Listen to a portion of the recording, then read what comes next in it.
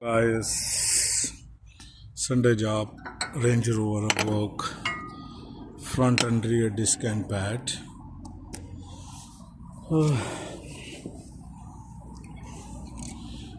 Just remove rear pad inside computer is service mode and caliper is back. It's electronics caliper. Some people do for bypass for here, but I don't like it.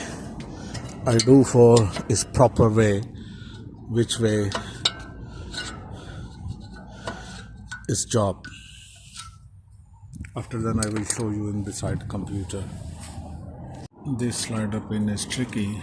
You need to wobbly extension long because they don't have a space. I don't have any other tools, so wobbly extension make it longer and tight and open this one. So before I do for release to service position, parking brake replacement, so now I put in back for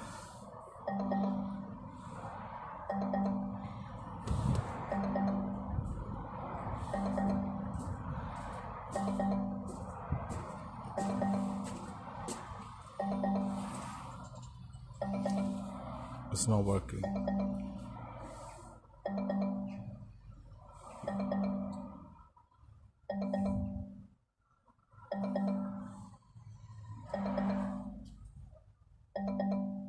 And inside everything is back.